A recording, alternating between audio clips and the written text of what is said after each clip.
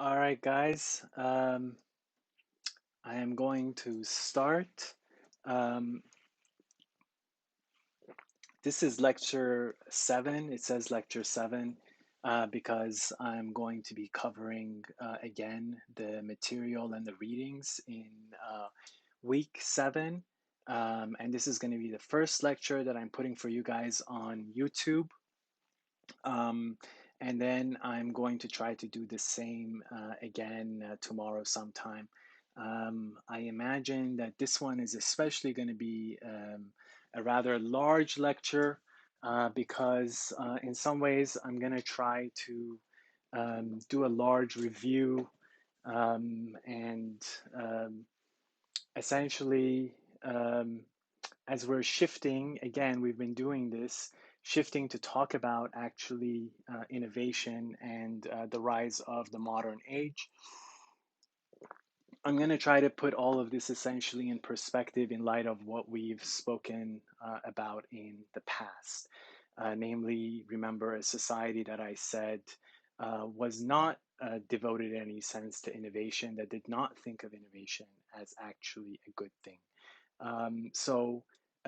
What we're doing basically now is actually defining, increasingly talking about the contours of a society um, in which innovation is not only a good thing, but which defines itself by the idea of innovation, right? As you'll see, I'll say this again in a few minutes. Uh, the modern age, modern itself actually in Latin means new. And the modern age was referred to as the new age, that we're moving into the ever new rather than somehow trying to hold on to the past or to custom or to tradition, right? We define ourselves against traditional societies. So I'm going to start, and the name of the lecture, I'm trying to be a little bit more detailed since I can't actually see you guys face to face. And so I've included some cues basically in the PowerPoint itself so you can keep up with me on what I'm saying. And obviously, you can go back and forth. Um, the title of the lecture is The Enlightenment and the Rise of the Modern Age from Estates to Markets, from the Chain of Being to the Society of Innovation. Um, just a warning that this is my first ever YouTube video that I'm actually recording. So I need to get the hang of it. So just bear with me basically as I learn, okay? All right, so where we've been thus far. Uh, so far, we have been talking until basically the last couple of weeks. We've focused on what I'm here referring to as a society of states, um, but which we can talk about in terms of all of those agricultural civilizations throughout much of recorded history, throughout the vast part of recorded history until probably we could say 300, 400 years ago, right? Which conceived of themselves in terms of a hierarchy of value. That's why it's called a chain of being, right? A chain of being, a hierarchy of being and value, which we can think of in cosmological terms or we can think of in theological terms. In the case of the European society that we're going to focus on, especially now, um, remember, these estates are constituted by God at the very, very top, then the church, the aristocracy, the third estate, and at the very bottom of society, the vast majority of people, the peasants, basically, who in the medieval era were serfs. We're going to come back to that and talk about that. But again, this is a hierarchical society in which the idea is that everybody has their own purpose, everybody has their own place, and that is why the church is on top because they are the ones who speak for God and let everybody know what that hierarchy of value and purpose in society is supposed to be. They tell everybody who they are supposed to be. And this is why this is a society in which, again, innovation is not considered a good thing. Because the point is to actually be what you're supposed to be, what God wants you to be, rather than try to be somebody different or try to make change, right? Again, to make change in this context means to try to go against the basic cosmic order of things. And we've seen this basic way of thinking about the world in terms of a hierarchy of value and purpose as a cosmic order, which is to be conserved and maintained, and which is subject then to corruption, right, of people going out of where they're supposed to be. And so the point is um, that's what's bad about innovation. It means corruption, right?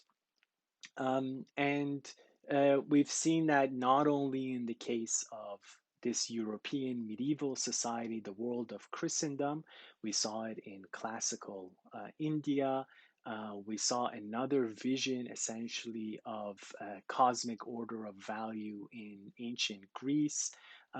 So we've seen a number of these visions. We saw it within the Judeo Christian world, right? And this is where we are. We're basically now coming back, and this is what we've been doing in the last couple of weeks, um, to talk about what happens to this society, right? Because our world, the modern world, this world in which the new and innovation starts to be thought of as actually a good thing, right? A world in which we focus on the possibility of getting better and better, of making progress, of knowing more and more, rather than our values being about keeping things where they're supposed to be, right? That world comes out of the collapse of medieval European Christendom.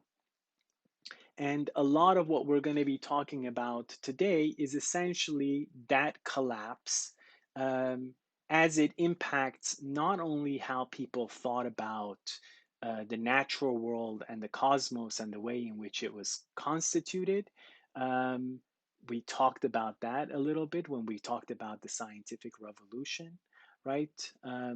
And not only of how this world is collapsing in terms of how politics is supposed to be constituted. So, with so many states basically vying against each other because they have different visions of what religion is supposed to be and what God's message actually is. Now, we're going to basically talk about the rise of a new way of thinking about social and political order. In some ways, we've already in the scientific revolution talked about the rise of a new way of understanding what knowledge means, right?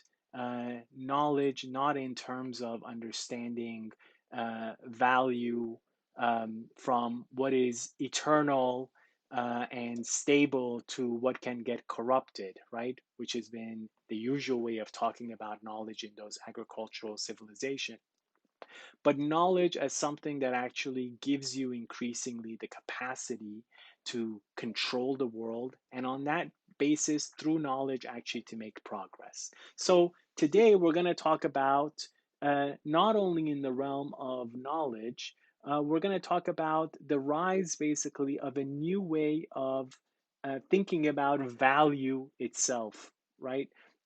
Since we've been talking about the hierarchy of value, then what is a new way basically of thinking of value in the social order, in the political order?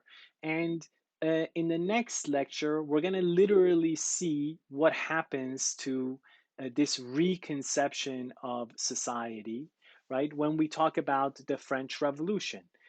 There, we're going to talk about how the third estate.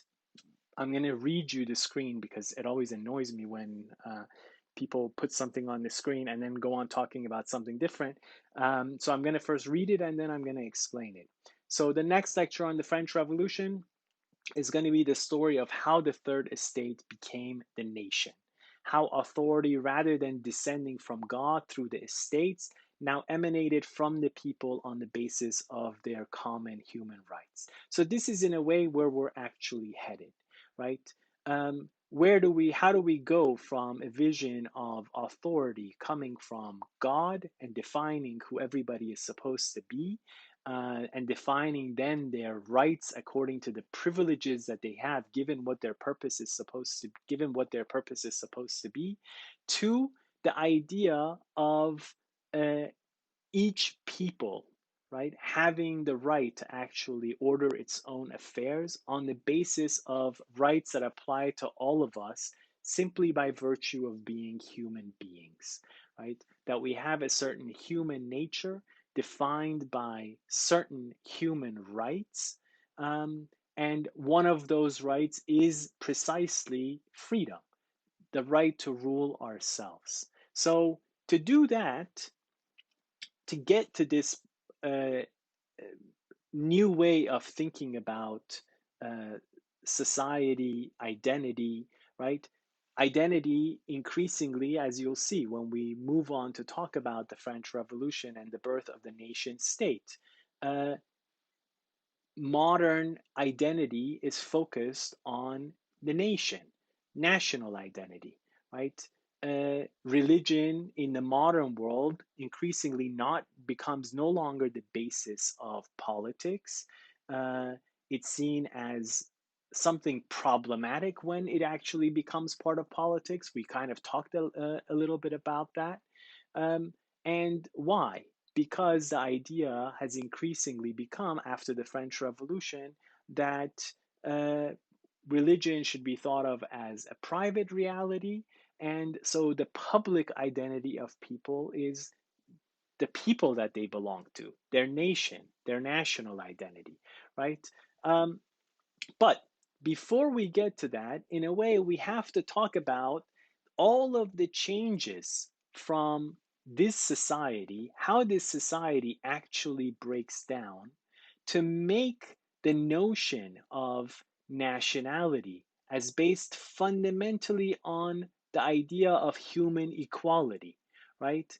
This is what nationality is. If you're Spanish, everybody is Spanish, whether they're the Spanish president, or whether they're the lowliest person in Spanish society, as long as they are citizens of the Spanish nation, right? This is the idea of citizenship as based fundamentally on our human equality. And so then the rights and obligations of citizenship in belonging to a nation, right? But how does this even become possible? How do we go from this super hierarchical society where everybody has different rights? Rights are thought of as privileges, to a society instead in which everybody is defined by their common rights through citizenship, and that citizenship is based on the idea of human rights, right? To understand that, we have to actually understand how the society of estates breaks down and what kind of new society, what new conception of value replaces it. So, in this lecture, we study how the breakdown of the society of estates first made this possible, how it first made this idea actually of equal citizenship, of equality generally, of thinking of people as individuals in a society possible. Namely, we will study the collapse of a society of estates founded on a fixed hierarchical specialization of labor as it gave way to a society increasingly founded on market relations, a society of individuals defined by their exchanges with one another, right? This is the key, right? This is what's going to be very helpful as we set up the context for Adam Smith and thinking about what he says about um, markets, right? And how markets actually define value, and not only define value, increase value over time, right? Um, the society of estates, that's hierarchical society, was not a society in which market dynamics were in any sense paramount. And that's what I want to talk about essentially. This is the first part of the lecture is going to be about that, right? how did people actually produce? Um, what was the way in which value in society was defined when it comes to uh, economics, right? The things that people actually produced, the jobs that they actually did, right? That was not determined by market relationships. It was not determined by the exchanges that people made between each other. Um, so it's a radical shift when we come to a world in which markets actually are what define value in the society. And that's what, before we get to Adam Smith talking about how the market should be constituted, we have to actually explain, how do markets become possible in the first place? How do we get into a world in which people are able actually to make all kinds of exchanges, right? And to act essentially as individuals in a society. The word society itself actually emerges in the time of Adam Smith, right? This conceiving of people fundamentally as individuals who are engaged in exchanges with each other. Uh, we're going to be talking about social contract theory in the week to come. When we in the week to come, tomorrow, I'm going to give you the that lecture on Rousseau, right? And that very idea of individuals who come and make a contract with each other, right? A contract, which is essentially a kind of market idea, as the way of thinking about how society and political authority should be constituted. That very idea presumes that people in society are basically individuals, that they're competitive, egoistic, right? Even that world that Machiavelli is thinking about. Um, this world of egoistic competition, this world which presumes that everybody could potentially be anybody, and that that's determined through our exchanges with each other, that presumes that the society of estates that we've been talking about in some ways has already broken down. So that's what we're going to do basically today before we get to Adam Smith and what he says about then how a society, how a market society should actually be constituted, right? And what is it good for? Why is it better than a society that doesn't allow actually for people's exchanges, free exchanges, to define what goods are and what value is? We actually have to talk about how Adam Smith's world becomes possible to begin with. You see this in the very way in which the concept of economy itself is defined. Uh, in the early modern world, before the Enlightenment, economy was, the word in English was oeconomy, and what it referred to was basically household management, right? How do you manage your household? This is what economy used to refer to. So it's a radical shift when the idea emerges that actually it's people's exchanges with each other as individuals, right? Uh, Actually, it's not simply just about one household, it's that all of society is constituted by people's exchanges with each other. And so the very idea, again, of economy, of society, of a world of individuals who are not defined, predefined by purposes that have already been defined for them, supposedly by God, but who are defined by the exchanges that they make with each other, right? And by doing that, we're going to essentially actually come into the world of the Enlightenment. And so then we can make a transition to Kant. And we'll see then very clearly the connections between Kant and Adam Smith. The Enlightenment was the era in which thinkers came to think of uniform laws as applying not only to nature, but equally to society. The idea that we could learn the laws of society and organize our own social and economic systems accordingly was what allowed for the idea that human beings were capable of progress, that they were entering a new age that perfected itself through innovation, right? This is what the Enlightenment does. The Enlightenment, once you come into that world of the market, right? A world in which, as Adam Smith says, our exchanges with each other as individuals in the marketplace actually have their own laws. They function according to their own rules. So it's not only nature, which, as Galileo or Descartes or Newton say, can be defined according to uniform laws, which are the same whether you're uh, on the moon or whether you're here on Earth, right? The laws of nature are all uniform and the same. The Enlightenment took that idea and applied it to human society as well. And the idea was that if we can actually know the laws of society, then we can organize our society to be the most productive essentially possible. And that's what actually makes progress ultimately possible, right? And that's what will make it possible for us to make improvements, and that's what it is to move, to make innovation, right? To do something new means the potential for doing something essentially better. It means that we can actually learn, improve, and so perfect society, right? Okay, so now the first thing we have to do is we have to talk about what the world was like again. And some of this is essentially repetition. And I won't take a very great time in talking about it, but we're going to do this now in economic terms. So far, we've very much talked about value, a hierarchy of purpose and value. And we've talked about this mostly in political and social terms, like um, what is everybody's duty or dharma as we were talking about the Gita, for example.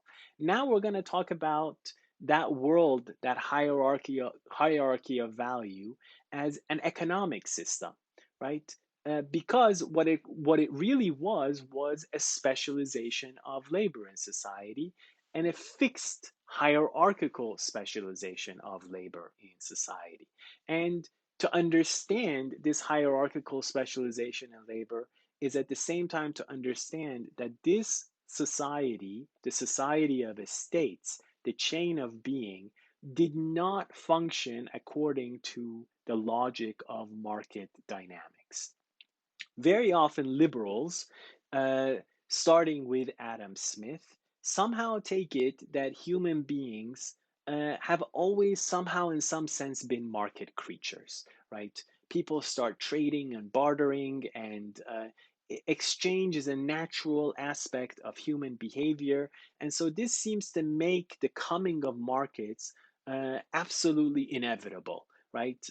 Somehow we were not fully ourselves, we were not fully human. You'll see Kant eventually actually say this, until we come into a world of markets where we can freely, as individuals, essentially exchange with each other, right? But the reality is that the creation of markets and of market dynamics is something radically new, right? It's something that actually had to be created. It's not something necessarily natural or given in human behavior. For all of human history, until essentially the 17th and 18th century, the world did not function according to the idea of markets and market dynamics and how they define value. So how did it function? If it wasn't markets, right, and people's exchanges with each other that determined who should do what in society based on what market demand there was for people doing X or Y, then how did people actually, what did they do in society? How did they organize production and the creation of value in society? And to do that, think about the fixed specializations in that chain of being, right?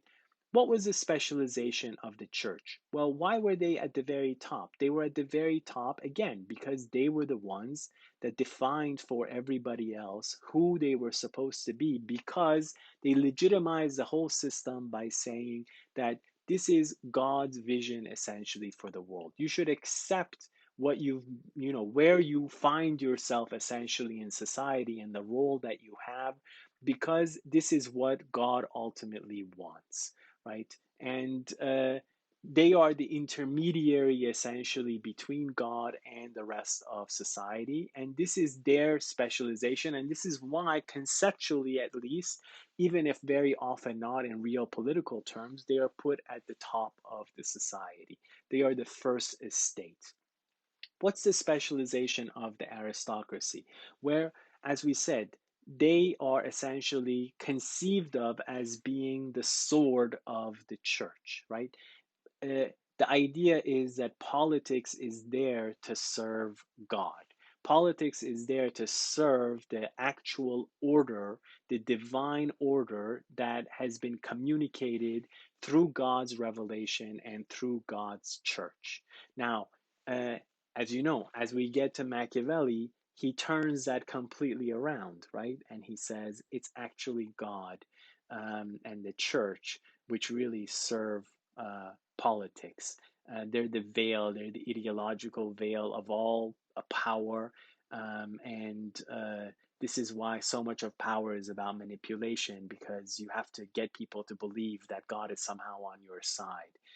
And how do you do that? But uh, in this period where this is taken seriously before the modern era, that's what the aristocracy do. They see themselves as serving God. And this is why religion is at the heart, essentially, of legitimizing all power before the modern age. Before we start to base power or right political order on the idea of citizenship and human rights, it's based fundamentally on religion, and the aristocracy are the ones who are seen as the military power that serves and implements God, serves God and implements God's message in the world, right? Um, Now, what does that mean in uh, very concrete terms, right? The point is that the aristocracy basically are specialists of war. In this society, they, alongside with the church, are the, you could call them the accusative part of society. They're the ones who are trying to expand their realm, and they're expanding their realm through conquest or through marriage with other members of the aristocracy, right? The aristocracy, as we'll see, especially next week, are not in any sense a national group.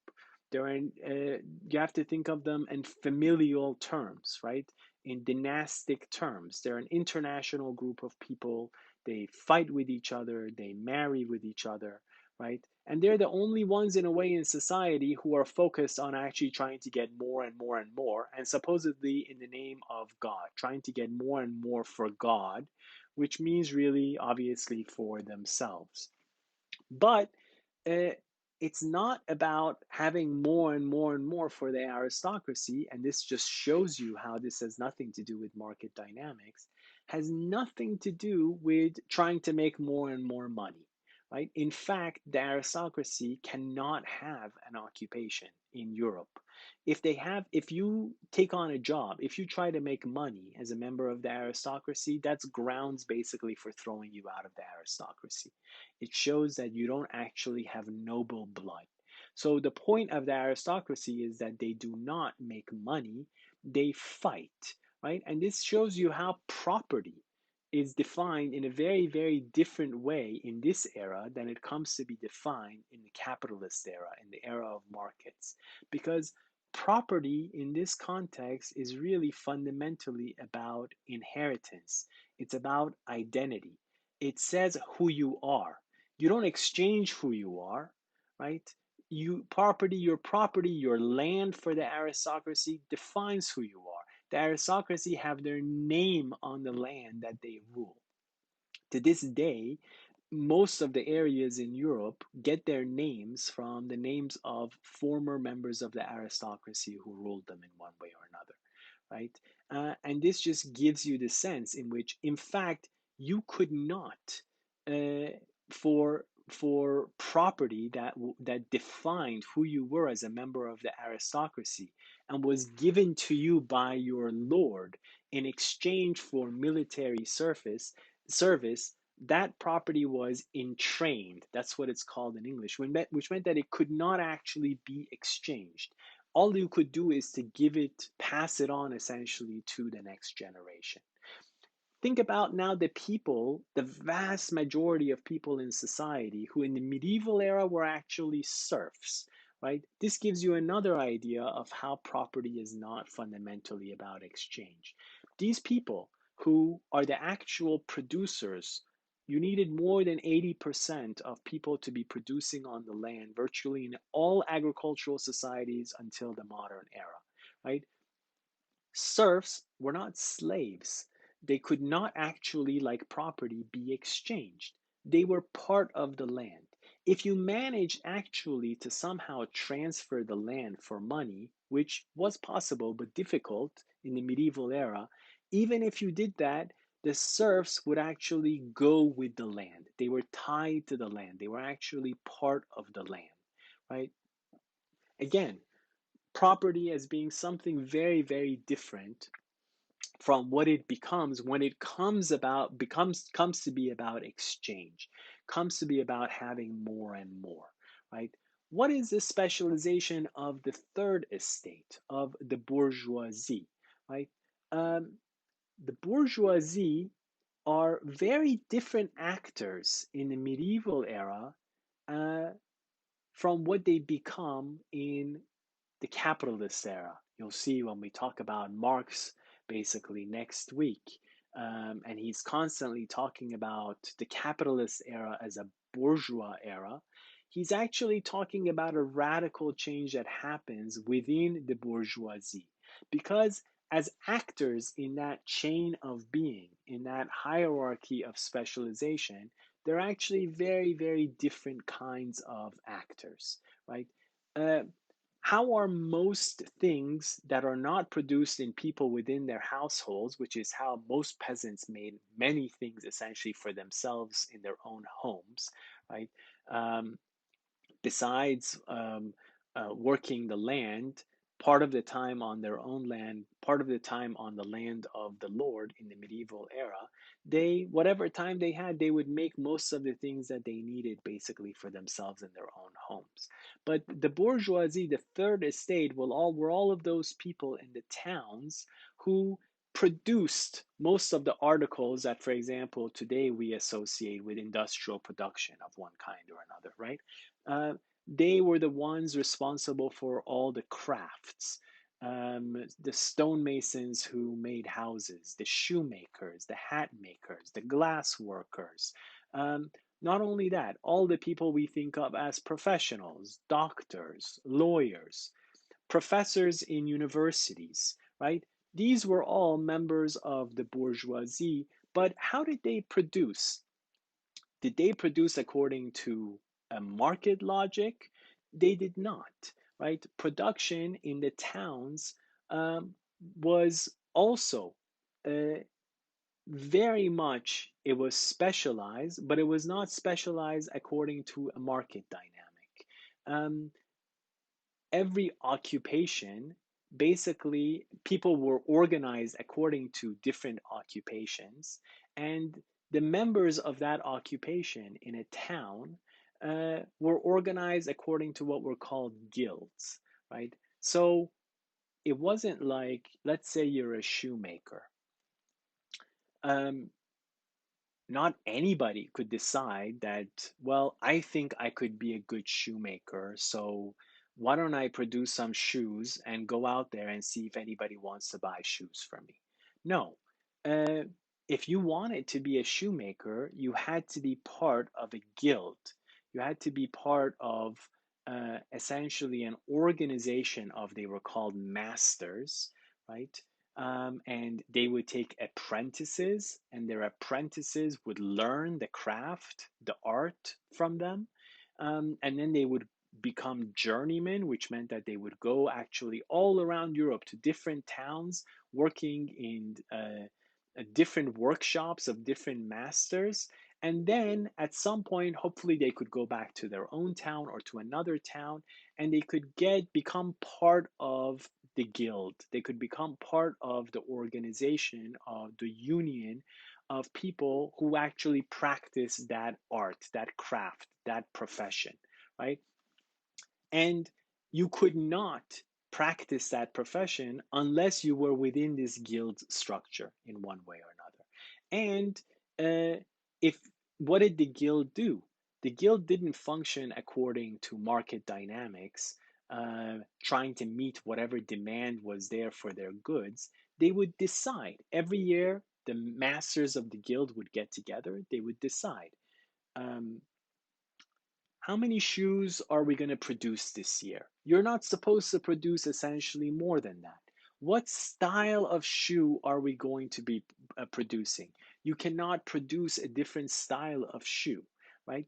Um, and what if somebody wants to come from outside of our town and produce shoes for us, trade basically as merchants, shoes in our town? Well, to do that, we're going to make them pay a tax essentially, right? You have to pay a tariff to come into our town and sell shoes or any other essentially good that the guild in that town was responsible for, right? So the guild made the market, right? They determined what it looked like, what was to be produced, for how much, how, right? This again was a society in which these occupations, just like everything, was well defined, right? It was not about expanding, making as many shoes as you possibly can, trying to do it in a new way so that, like fashion, you'll do something that nobody has ever seen before, and more people want your good, and so you'll make more and more money. This is not the idea. The idea is there's a right way of making shoes, there's a right way of making hats, there's a right way of making houses, and everybody has to do it according to the right way of doing things, and we should maintain that. And if anybody wants to do something else, they're responsible to the rest of society, right? To make sure that the right way of doing things is not actually disturbed. In this society, in this chain of being, in fact, you could pretty much tell who is who in the society by their pattern of consumption, by what they wore, right? Everybody was completely defined by what it is that they were supposed to be doing and how they were essentially doing it, right? So even what I said, property defines you. The right to practice a profession itself was a kind of property. It was a kind of privilege that you had. Property was privilege. Property defined who you were. Property was not about exchange, profit, growth, right? Okay, this is actually the world. This world of the hierarchy of specialization of labor that was supposed to be fixed, that again, people were not supposed to, mobility was not a good thing. Uh, if you made it further up in the members of the aristocracy, if you, for example, this did happen. Uh, just like our society thinks of mobility as a good thing, and we're going to talk about this. We're going to talk about meritocracy a lot from here on out, right? We love rags to riches stories, right? This person came from nothing, and then through their own talents and through their own effort, they made it absolutely to the very top, right? We love those kinds of stories. Uh, in this society of the chain of being, the opposite was the case. We know that those stories are kind of stories in our society. We know that there's a great deal of inequality in our society, that our society is not as meritocratic and as mobile as we often pretend. There was also mobility in this society of the chain of beings. Uh, a member of the peasant could end up fighting in a war with a member of the aristocracy. They could become knighted, which literally meant that their blood was recognized as being higher than other people. It meant that they had been amongst the wrong group of people the whole time. God had meant for them to be doing something different, to be fighting as members of the aristocracy, right? And let's say that knight, through marriage, through wars, etc., eventually made it up the ladder of the aristocracy and became, you know, was able to create, like Machiavelli says, become a prince, right? Um, well, they would almost certainly try not to say, oh, look, I came from nothing and I became a prince. They would actually get, and there are people who had this was their job.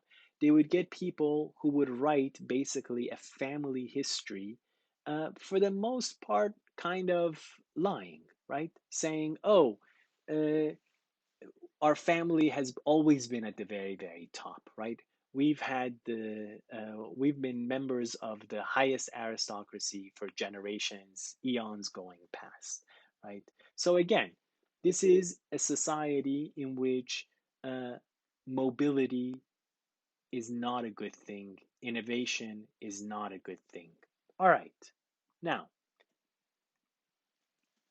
what we're going to do is talk about the collapse of this way of thinking about the world. And this is to some extent what we have already been doing in the past couple of weeks.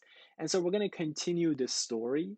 And I'm going to review a little bit and essentially elaborate, add on.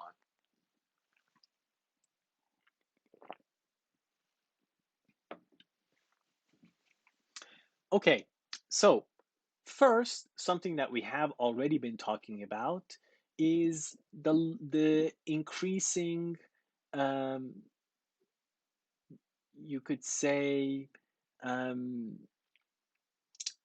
the increasing loss of corporate power on the part of the church as an institution in European societies. In the medieval world, the reason why it was called Christendom, medieval Europe was called Christendom, was because the intermediary and central role of the church was essentially undisputed, right? There was a great deal of disorganization compared to many other places in the world, in medieval Europe, right? Remember, I said medieval Europe was not the most advanced civilization of its time. Political power was very inchoate. Uh, and really, it was the church, in a way, that was at the center and that kept everything together. And everybody, no matter where they were in the ladder of the aristocracy, claimed to be essentially working on behalf of the church.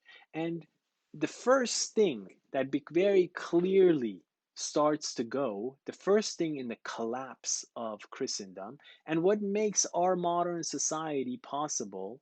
Um, very often people look at Europe, and they think that there was something very, very special about it from the very beginning that allowed it to become to create the modern world and then to become the dominant player of it, even arguably into the present, right?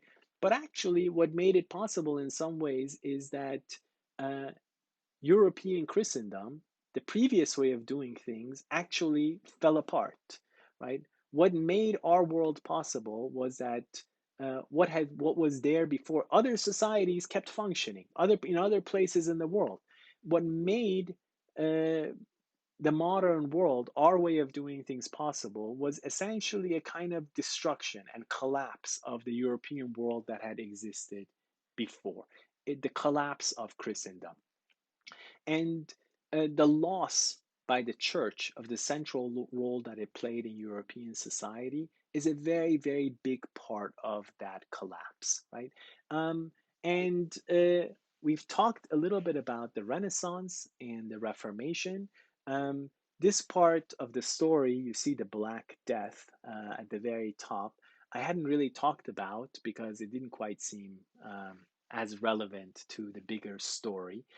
But since we're living as we are, and communicating as we are in the midst of this pandemic, it might be interesting to think about that actually the collapse um, of European Christendom, that one of the, not the only, and you can't make it somehow a single cause in any sense, but one of the points, one of the starting points, one of the origins of the collapse of European Christendom actually was a massive pandemic.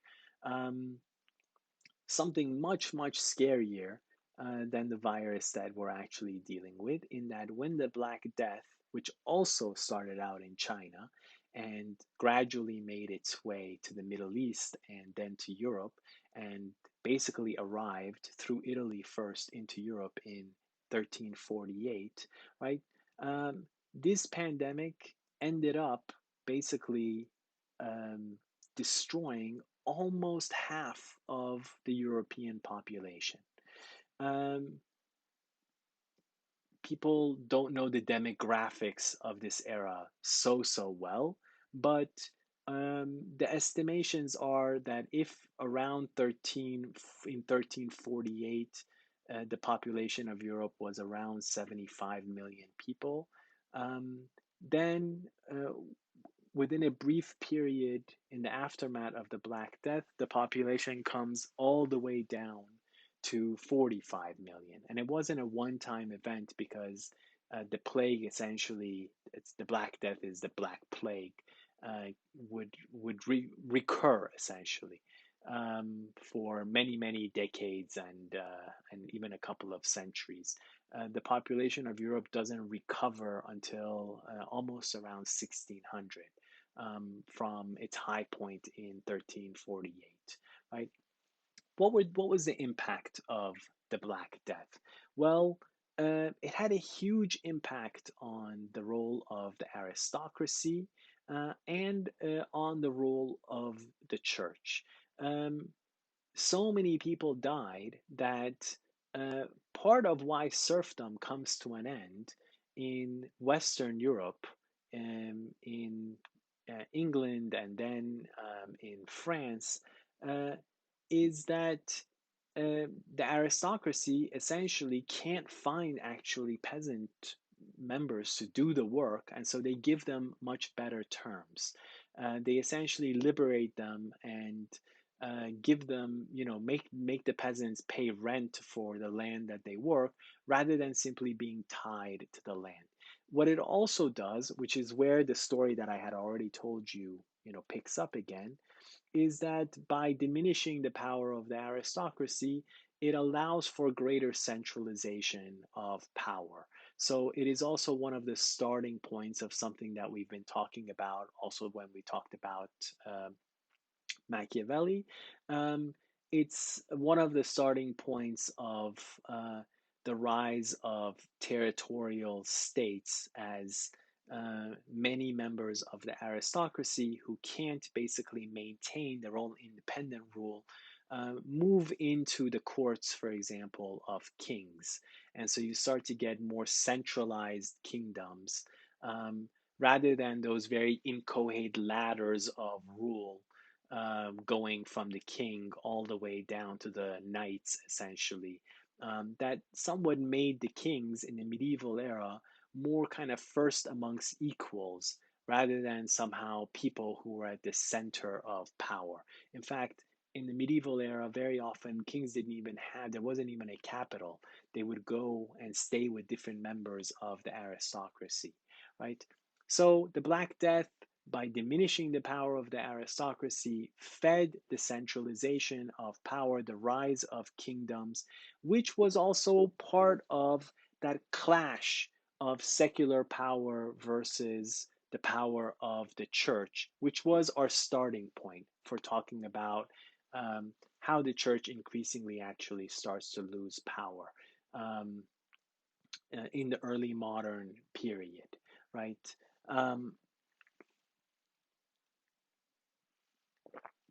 Also, to have this massive death of people clearly also puts a spotlight on the role of the church as an intermediary between the population at large and God, right? Because it puts the question of salvation and how salvation is actually possible at the forefront of in the forefront of people's minds, um, and this is what the Reformation comes to focus on so much, right? uh, can the church act actually as an intermediary between the individual and God in understanding the revelation of God, for example? Um, so the Black Death is one of the origins of the loss of church power, and we've talked especially about two other very important moments in the loss of church power, one being the Renaissance. And we talked about that both in terms of how Europeans increasingly um, came to see essentially many different ways of doing things in the age of exploration. Once they are um, exposed to so many different traditions, both going back to the Greek and Roman era, and also in discovering so many new peoples, right? Where they have to increasingly think about,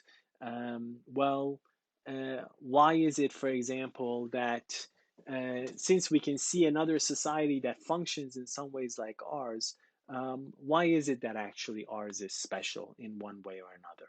Right? So this kind of relative perspective of different customs, different practices that Europeans are actually exposed to in the Renaissance.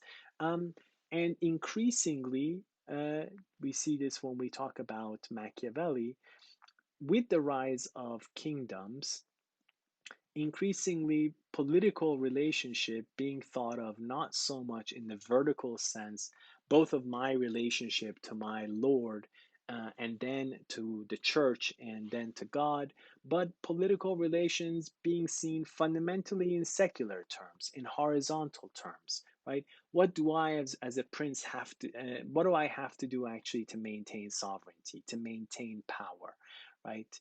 And so this is why people increasingly come to talk about power as being its own end, like Machiavelli, right? And the idea of a reason of state.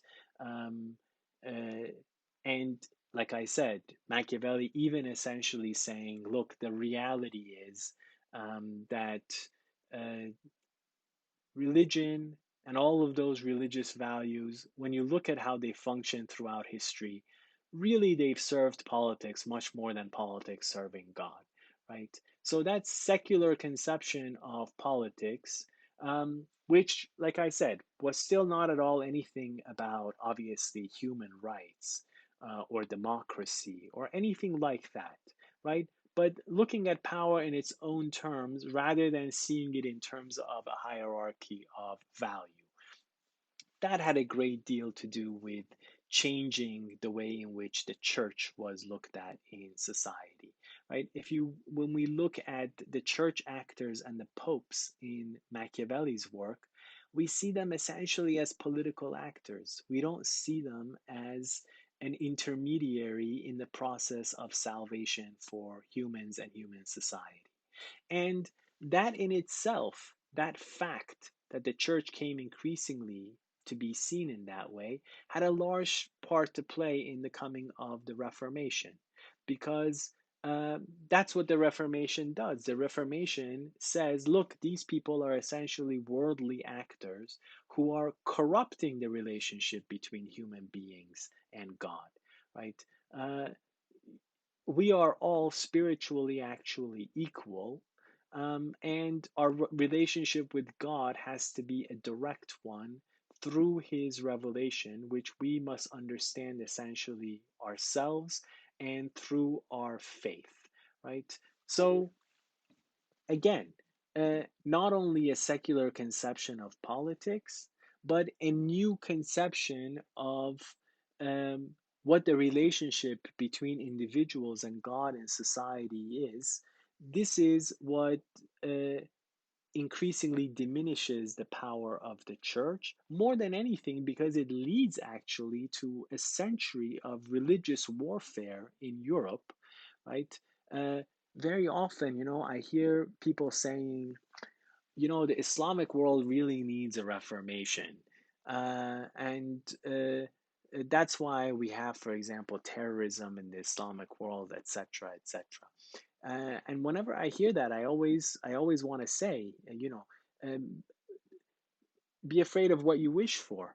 Uh, the Reformation in Europe was a horrendous process that led to more than 100 years of warfare within societies in Europe and between societies in Europe, basically from the 1550s all the way to 1648. And when it finally comes to an end in the Peace of Westphalia, How does it come to an end? By essentially taking away the corporate power of the church, by saying what already had been come to be seen as this was going to be the only solution possible, right? The state is going to decide on the religion of uh, the people in its territory. The church is no longer on top. It's the state that is on top. And this is often referred to as the coming of the absolutist state, meaning what? It's not that religion was somehow taken out of the mix. Religion is still very, very key, right?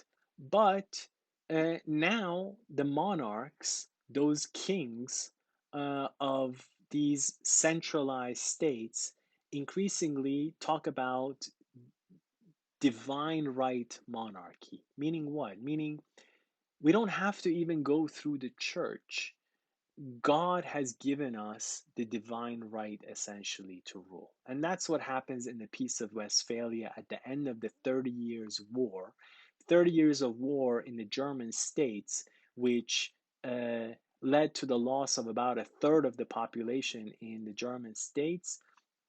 They started out as a war about religion, uh, and actually, at the end of them, they turned into a war about the balance of power in Europe between what were two Catholic states, between the French state and the Spanish state, between the Habsburgs and the French. And this itself gives you a sense of the shift, right? Again, political relationships are now horizontal. They're between states and they're about power. And they're no longer thought of or talked about in terms of serving God. It's not about, I am in a crusade for God against Islam or for the right way of thinking about God against another Christian power, right? It is, I want to grow the state, and the state essentially is its own reason fundamentally for existence. Right? So, the corporate power of the church is reduced.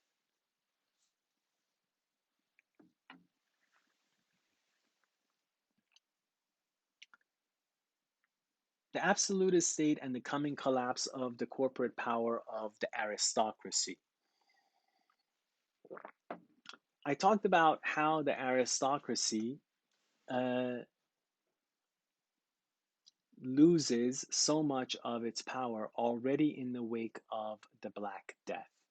But it's really with the absolutist state um, that uh, aristocrats increasingly become creatures of the court,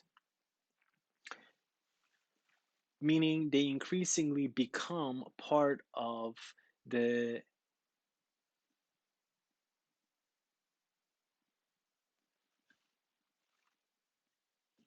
So, how the aristocracy become part of the monarchic establishment, how they become part of the entourage of the kings, how they increasingly lose whatever independent rule they had had, independent jurisdiction over their own lands, which had been the norm essentially in the medieval period, right?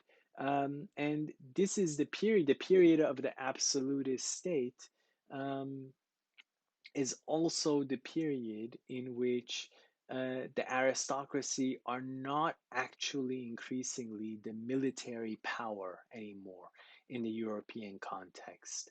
They're not the real administrators of society in any sense. They're increasingly becoming part of a larger state, which means just as the corporate power of the church is increasingly going away, that this corporate power of the aristocracy increasingly is also going away as they also become more and more individualized actors within the state, right? Uh, Rather than actually, in a way, being their own rulers within a hierarchy of rule and value in society in the chain of being. Okay, so what does this mean concretely? We talked about this a little bit last time. but I'm going to reiterate for you. Okay, this is Louis the 14th, right? And he's a perfect example of all of these processes that we're talking about now, of these changes that are happening in society, right? Uh, what does Louis the 14th do? Not only does he see himself as a divine right king, um, who rules directly through the sanction of God, right? Uh, what One of the things that he's still to this day very, very famous for, the building of Versailles, shows you how the absolutist state tries to curb essentially the corporate power of the aristocracy. Because um, Versailles, which is built up, it had been a small palace beforehand. It's built up to be essentially the capital of the French kingdom in the 1660s, and Louis moves there in 1682, right? Um, and if you see, it has these two wings, right? Uh, and one wing of it is for the aristocracy, the high aristocracy, whom Louis basically essentially obligates to come and to live with him in Versailles, right? Where their job basically becomes to kind of to be the plaything of the royal family. Um, they are involved in all kinds of court ceremony and court ritual. Um, and It's all about who's the closest to the royal family. And this is the way in which they're made to kind of judge how important they are. How close are they to Louis? So I think I said this last time. One of these rituals was that Louis would get up in the morning and so this was a ceremony called the leve, where he would rise with the sun. And then members of the aristocracy would come to dress him. And if you've been to Versailles, you'll see that the bed looks basically almost like it's a theater. And that's because that's what it was. It was a whole ceremonial space in which the aristocracy would go, and depending on how close they were to Louis, who helped him put on his dress, for example, that's how they determined how important essentially they were. No longer who is it that's ruling this area of France or that area of the French kingdom, right? Increasingly, the aristocracy are judging themselves by their role within the court of the king. Then who is it that is actually responsible increasingly for running things? Well, now it's done central in a much more central fashion. This is why it's called the territorial state, meaning the state has a monopoly of power through its bureaucracy and through its administration from the center throughout, right? Members of the bourgeoisie, members of the third estate are taken from those very localized contexts, right? Which is where they are in those towns, uh, fulfilling those occupations in those local contexts. And now, increasingly, they are becoming state actors, right? That run things centrally from Versailles, from the other wing of Versailles, rather than the wing of Versailles that is given over to the aristocracy. Um, and this becomes a model, this idea of the territorial state, um, that has control over religion, that has control over its own aristocracy, um, where everything is determined essentially according to uh, the ordering of the king and his bureaucracy. This becomes the model all throughout Europe. Um, you guys may know this is Schönbrunn in Vienna, which was supposed to be built basically on the model of Versailles. It was never as grand as Versailles. To people who've been to both of them, you know how different they are in terms of their size and their magnitude. But all around Europe, Louis's absolutist state became the model, essentially. The model of a state um, which no longer was constituted so much by these estates, but uh, in a way dealt with people through the power of the state increasingly as individuals, meaning people were being individualized uh, already through this kind of loss of corporate power on the part of the church and the aristocracy. And the greatest example of that is what the absolute estate does to the third estate itself. Um, why you get the bourgeoisie going from those localized town actors instead to becoming market actors. So, what else does the absolute estate do? Well, another thing that it does is if you went to the Kingdom of France, for example, in 1500, remember, I said that all of those towns had their own tariffs, they had their own regulations. This is why it's very hard to talk about any kind of market dynamics in the context of medieval or early modern Europe. It's not that there wasn't trade, there was a great deal of trade, but usually what merchants did was um, they essentially allowed different regions. Regions also had their own specializations. And so merchants allowed for that kind of regional specialization by moving things from one area to another area. So they would bring luxury goods, for example, from things that Europeans didn't, for example, have from the East. Uh, or let's say wool, for example, came from England and it was woven in the south, especially in Italy. So that's what merchants did. They allowed for that kind of regional specializations and for regions to complement what they actually did in the European context. Um, but what Louis does, and what his first minister, Jean Baptiste Colbert, who was the first minister from 1661 to 1683, what he increasingly does is try to break down all of those tariffs, all of those internal barriers between the different towns within the Kingdom of France. So in 1500, there were about 300 different jurisdictions, 300 different systems of law within the same kingdom, right?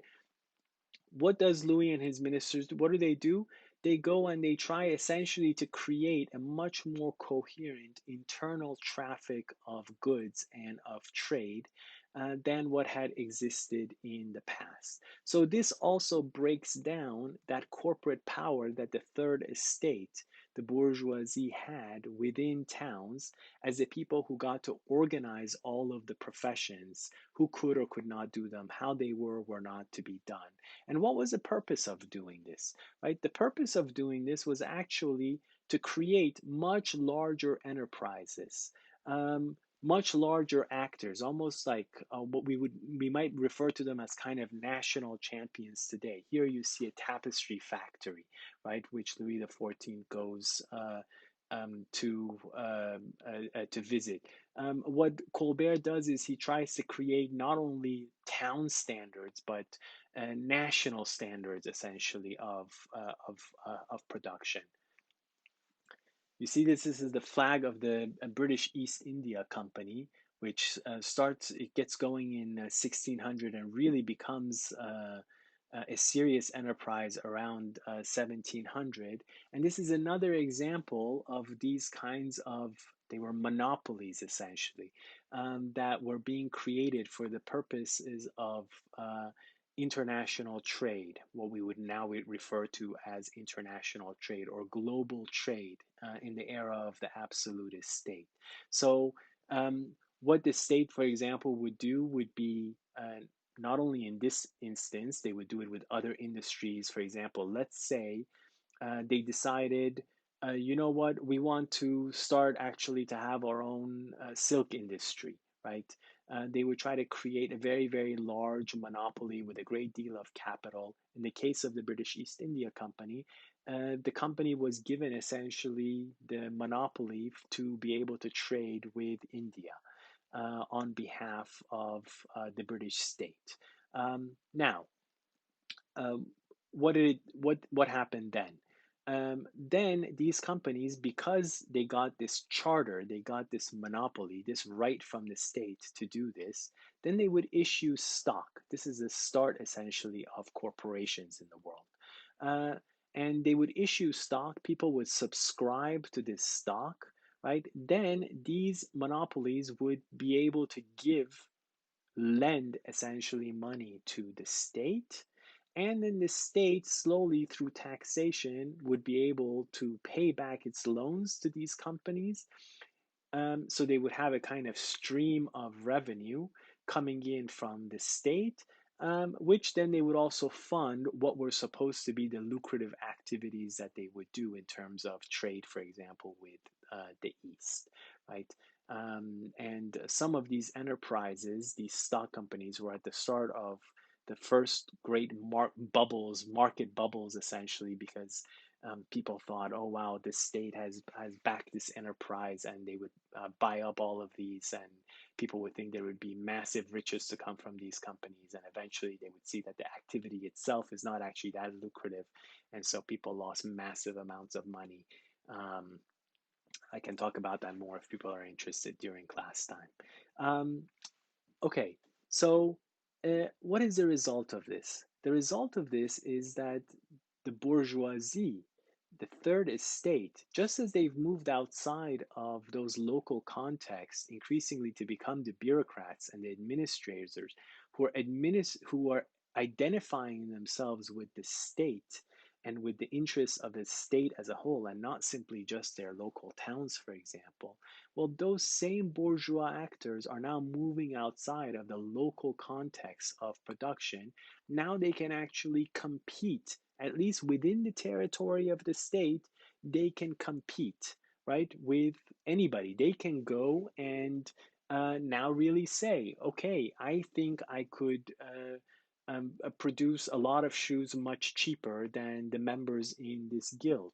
Why don't I go get the cloth, shoes, or get the leather?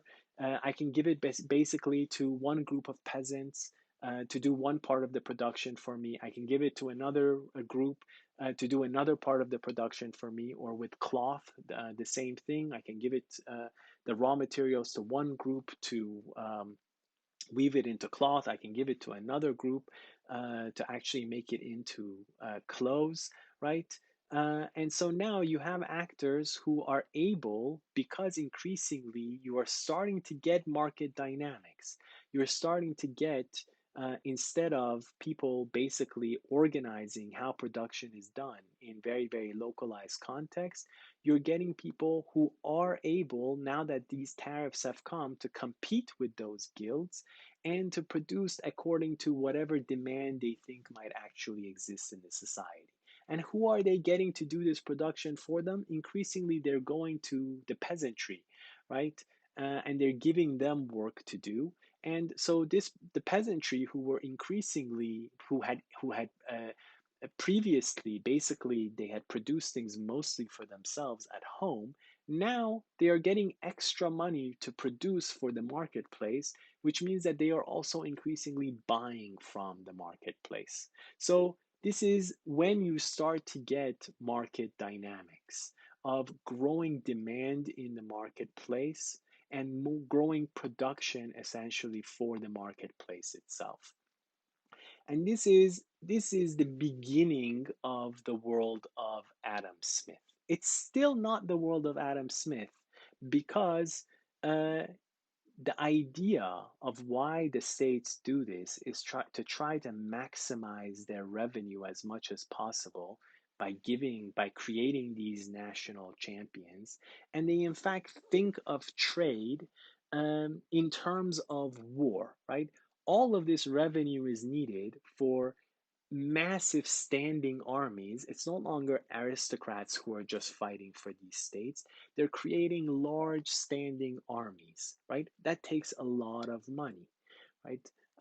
So that's what this revenue is going for. And they, in fact, think of this trade in war terms. So they think of it as, if This is why they want to break down the barriers within the state, because they actually want to raise up those barriers even further between their state and another state, because their idea is um, the more we can sell to another state as opposed to importing from that state, we have essentially a favorable balance of trade.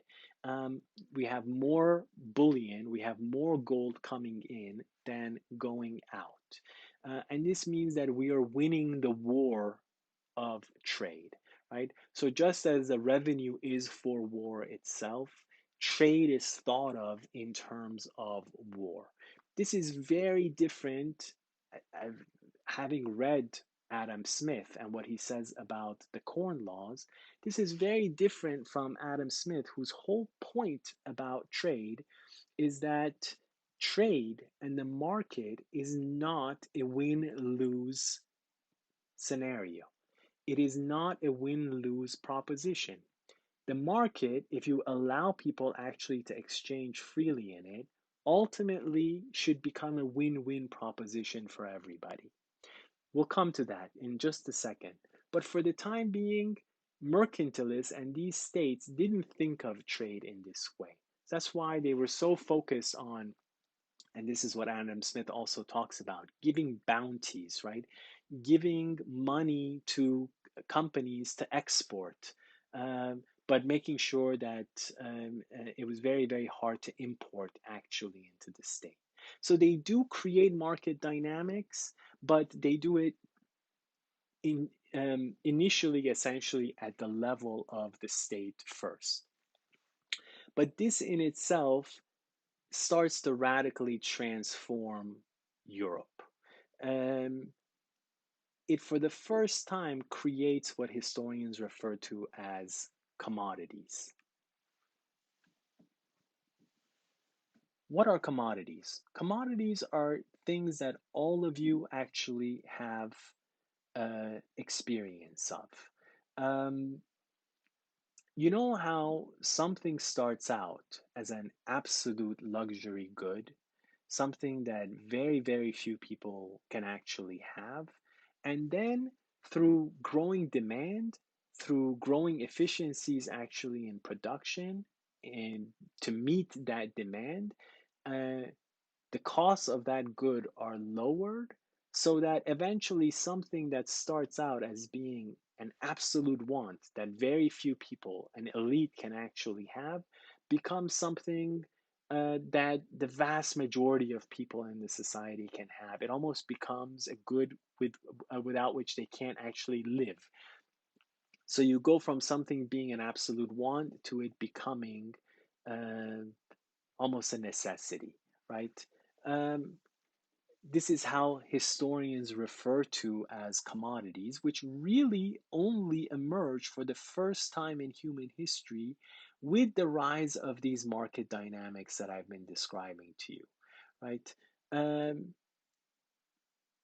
this is something, like I said, that everybody in their own ways has some experience. Everything in the capitalist world has, in some ways, gone through this transition. Um, at a certain point, obviously automobiles, cars were absolute luxury goods. And then after the Second World War, especially, they become something that even ordinary people have, right? Um, I'm very old myself. I can tell you from cell phones, right? When I was in university, just graduated from university, cell phones were still something that only an elite of people could have. Now, homeless people have cell phones, right? The same thing happened with smartphones, right? Which have become essentially gone from an elite good to becoming essentially a mass good. This is what the commodity is like, and it's made possible by market exchange and market productivity. It's made possible by the fact that the society is not focused simply on doing things the same way and keeping things as much as possible the same way and looking at anything different as somehow being a kind of corruption.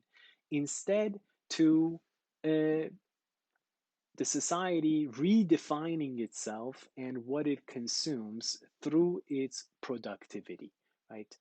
What is the first commodity in human history? What is the first thing that goes through this process uh, of being something that is an absolute want of an elite to something that even ordinary people come to have? Um, that first thing, there are a number of them, like tea and coffee, but really sugar. More than anything else, goes through this process of a good which only can be had by an elite at the beginning of the 18th century, and by the end of the 18th century when Adam Smith is writing, sugar is something that even ordinary and even poor people in Britain actually can consume sugar and have it as a part of their daily diet, right?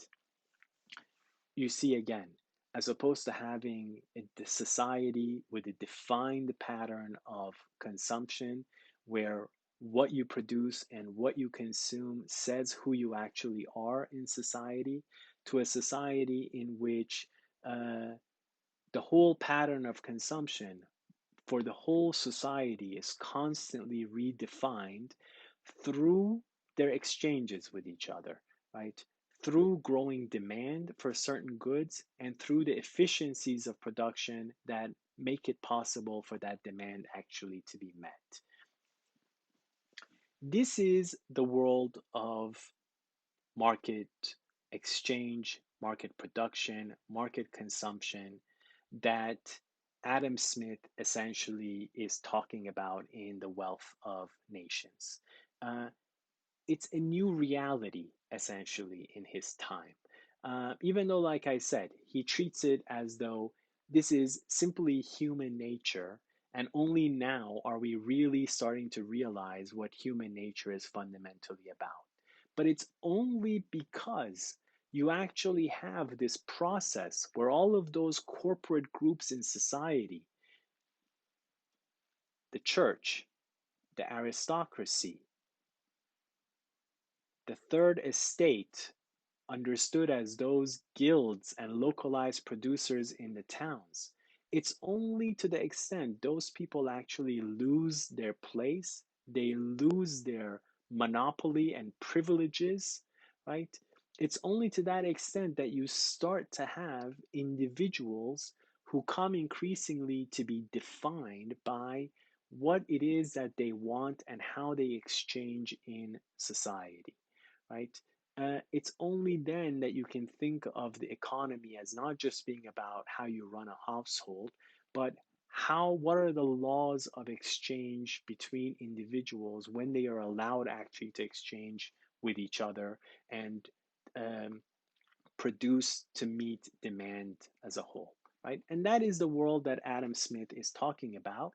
And it's a world which still is not thinking in terms simply of the laws of the marketplace. Even though it has created, in some ways, this reality, it's created market dynamics, um, it doesn't function according to the idea that we can simply allow people to exchange with each other on the basis of their demands, and then we'll get a society that will give people what it is that they actually want. And through the logic of those exchanges, right? Um, Through the logic of the marketplace, will make sure that the people who give people what they demand in the most efficient manner possible will actually win out. And that means the people who don't just continue doing things in the same old way, but who allow for growing specialization of labor, growing productivity, so that through the market we'll end up with more and more of what it is that everybody wants. This is the idea of the marketplace as a win-win scenario for everybody, despite competition, right? Based on competition, rather than war. I win, you lose, right? And this is the world that Adam Smith is trying to describe. How do we go from this way of thinking about trade in terms of winners and losers to properly understanding that it's actually about uh, a mutual productivity that will be a win ultimately for everyone, right? Um, how do we move to a world of free trade and understand that free trade is the way in which you actually make the market into a win-win scenario ultimately for everybody? How do you understand that once you actually allow for this kind of individualized exchange, the more you let people simply follow their own demands, their own preferences, and to exchange on that basis, that that's how you're going to make sure that you're going to get the most ultimately for everybody. And the reason why I gave you this piece on the corn laws uh, is because this is one of the best pieces from Adam Smith, because he's talking about, he knows that this is the most sensitive thing in the world, right? Uh, should we think of food, basic food, wheat, bread, should we think of it like sugar, right? Should we think of it as something that we might think of simply as a kind of a luxury good? Um, and when Adam Smith says we should basically have a free trade in corn, he's saying something that is very, very controversial, right?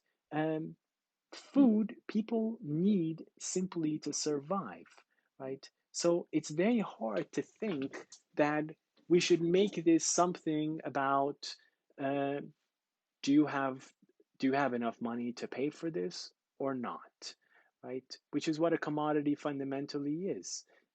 It's something that's available through the marketplace. Now, how have we been able to accept the idea of food as a commodity?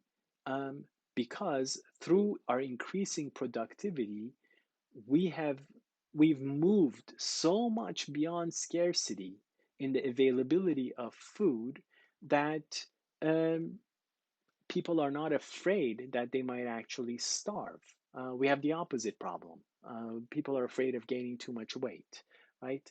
Um, but you have to go back to Adam Smith's time where the reality was very, very different. And actually, in our situation, in the pandemic that we're in, you can see the other mentality very easily, right? The moment people knew that they might be quarantined, even though people should have known that, you know, food production continues to be safe and there'll probably certainly be enough. That's the only thing that there is demand for at the present moment. So why would you think that that would fall apart?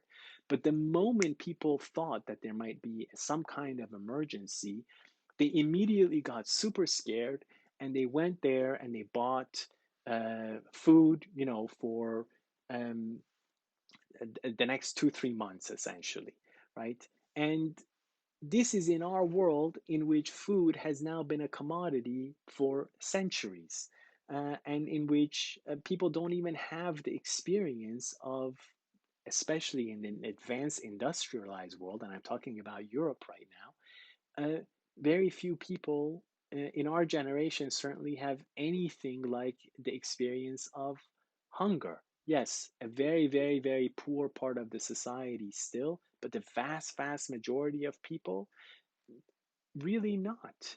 And not an issue, right? It is in many, many parts of the world to this day. But in precisely the capitalist areas of the world, uh,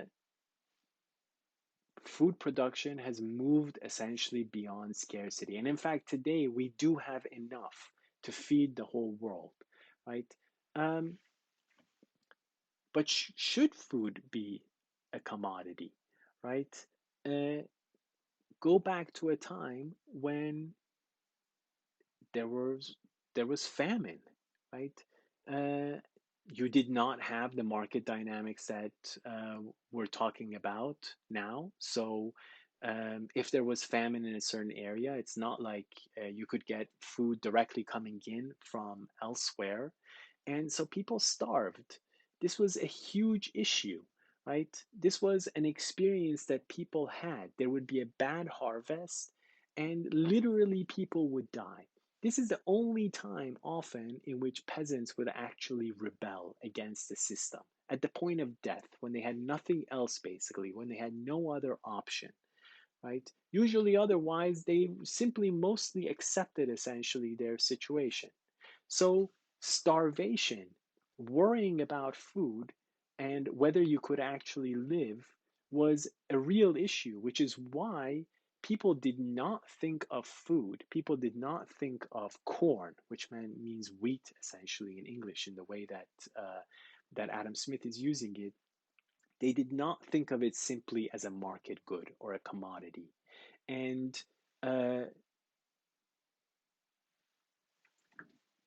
in the medieval era, for example, and into the early modern period, um, if you took food to market, if you took wheat and other basic staples to a marketplace in a town, you couldn't just charge whatever you wanted.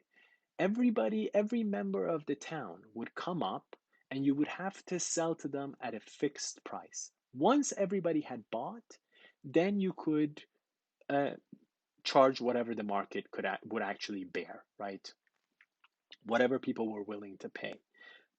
Again, this gives you a sense in which food was not thought of simply as being a commodity, um, because it was a life and death issue, and it was something which, given the experience of bad harvests, was something. The threat of starvation was something that people actually had to deal with, often on a yearly basis, right? Um, all agricultural civilizations have been able to create enough of a surplus of food to be able to maintain probably around 20% of the people doing something other than simply working on the land. But that's only in the best case scenario in which there would not be bad harvests. Because when that happened, then there was simply not enough food for everybody. And so people could starve. And so, in that context, to say that you can just buy and sell food in the marketplace is almost basically to say that if you are rich, you live, and if you don't have the money, you die, right? Simply a kind of immoral idea, as people thought about it in the time of Adam Smith. So when Adam Smith says, you know what, if we change our perspective on this, if we allow food actually to become a market commodity, instead of having to worry about it the way that we do today, we'll be able to become so productive that food will no longer actually be a scarce good. And then we won't have to worry about, uh, do we have to put measures on who can or cannot buy and on what price, right? This is what the market can actually do. And this is why this is this famous piece on the corn laws. And as I'm putting it, Adam Smith on the corn laws versus the laws of market exchange. It's very, very interesting that Adam Smith compares the corn laws, right? All of the laws that he talks about when it comes to buying and selling grains, right? And how he compares them to laws against witches and the laws of religion, right? Um, he wants to say that, look, what you think is the remedy is actually the problem itself. Uh, and this is why he connects the corn laws to essentially a conspiratorial way of thinking, of a conspiracy. That's what a witch, people were so afraid of witches because something would go wrong in their lives, right? Their children would die, a child would die for some reason that nobody could explain. And so immediately people would think, oh my God, this is a conspiracy. Somebody has done something for this poor child to die, or for my husband to get sick, or for my wife to miscarry, right? All of things that happen. and cannot necessarily be explained, which is almost the same thing as when there is a bad harvest, right? You don't know, people, especially at that time, didn't have any kind of meteorological knowledge. They didn't know why it is that one year they would have a good harvest and another year they would have a bad harvest. So now think about it. The moment in which there is the danger of starvation, people immediately will think, uh, look at these prices that are going up. Uh, there's a conspiracy here. Somebody is hoarding all of this food, all of the merchants who can just buy and sell food because they know people are desperate and they're going to pay essentially anything for food. And so they're going to hoard this food and not give it to us to drive up the prices, right? And they're willing basically for us to die instead of what should happen, which is that we should all be able to survive based on whatever food is actually available, right? Which is why there were all of these laws on who could buy and sell grain in what context at what prices, right? All of this was defined because food was not thought of as being a market good. um, and what does Adam Smith say, right? uh, he says, you think that what is happening is that if you allow people simply to freely trade corn, right? And he first talks about the inland trade of corn. He says, you people have this, just like witches, they have this conspiracy where they think that when something has gone wrong, when there's a bad harvest, somebody somebody is at fault. And so as a result, the corn trader is hated as somebody who is conspiring about, to essentially starve everybody so they can profit from it. Um, Adam Smith turns this essentially on its head and says, look at what happens if we actually allow people to trade freely, and what is the reality of how merchants act in different market contexts, given the availability of goods and given the nature of the demand in the marketplace, right? Um, so he says, first of all, when it comes to corn, we know that there's not a monopoly, right? There's so many local producers all around the British Isles. And so we know that there's not like some one merchant who could basically determine the price of all of the grain at any one moment, right? Because there are so many different producers. And so you actually have the possibility of a free marketplace. You have the possibility of many different producers trying to meet people's demands, right?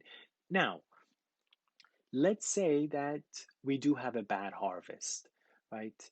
The worry is, if we allow for engrossers, right? These are the people who can go and who can buy up because they have capital. They can go and buy up grain from all of the peasants, right, in a certain area. Um, or forestallers, people who can buy, who can sell in a market at different times essentially of the year, right? uh, then the danger is that, exactly, this conspiracy, they will take the corn and they'll make sure, if there's a bad harvest, to charge as much as possible to drive up essentially their profits, and they won't even care about the survival of people, right? And Adam Smith says, no, look, the interests of the people, of the merchants who would buy and sell corn within a country, is essentially the same as that of the population. What they do, what the prices that they put on the corn do, what the value, right? Here, value is being defined by the market. If you allow it to, that's what he's saying. Let's not create this hierarchy of value of who is supposed to be what. Let value be determined by people's demand and the availability of the good, right? Let that happen. then actually what you're going to get, if there is a bad harvest, what the merchant is doing by putting a high price on a good is that they are essentially actually rationing that good as much as humanly possible, saying, hey, don't eat too much of this because we don't have a lot of it. And if you eat too much now, later on in the year, you might actually starve until we get another harvest, right? Um, and the merchant has no interest to go beyond what it is that uh, the the equilibrium between supply and demand in the society would actually be, because you know what, if they want to do that thing that people are so afraid of, if they charge too much, right, well, there are other people who are going to sell at the price based on the demand and the availability of the good. So uh, the engrosser, the person who's been able to buy all that corn and somehow holds on to it to try to make a profit, they'll hold on to that corn. And then the next year, the profit's probably going to be good. That corn is going to stay on their hands and they're going to have to sell it at a much lower price. So they would actually lose out. They have to sell actually at the market price based on what it is that is available and based on the demand. They have to sell according to the equilibrium between the supply and the demand. What if they decide to actually charge a lot less? He says, do you think that that would be a good thing? No, the opposite. Then people would buy way too much for the stock of corn that is actually available in that year, and then they'd end up starving later on in the year because the food had not actually been rationed according to the supply that was available given the demand, right? So this is his argument about if you actually allow a free trade in corn, people are not going to there's it's not going to be a conspiracy, rather supply and demand will actually meet. And so the market acts actually as a measure of transparency. It tells you how much do we have available? What do we need to do actually to make sure that we make it to the end of the year, right? So instead of thinking that the market is some kind of a conspiracy, it's the exact opposite. It's the means whereby we can actually have knowledge about what the demand is, what the supply is, um, and how best essentially for supply and demand to meet the best equilibrium actually possible if we allow people actually to trade freely, right? It's not only that though. He goes on to say, you know what we do? We don't allow the peasants and the traders, we don't allow them actually to specialize their occupation. We think that we'll get a cheaper price if we force the local producers not only to produce, but essentially merchandise their own good. If we do that, he says the idea is okay, well, the local producer um, will basically not be able to raise prices because they won't have so much stock that they can decide basically to hold back their goods for higher prices. They'll essentially have to sell it whenever they make it, right? And so that'll make sure that we have low prices rather than somebody who in a monopoly position could essentially decide to charge whatever it is that they want. And he says, look, this is another completely wrong-headed way of thinking because uh, what you're really doing is you're actually making the local producer do two things at the same time.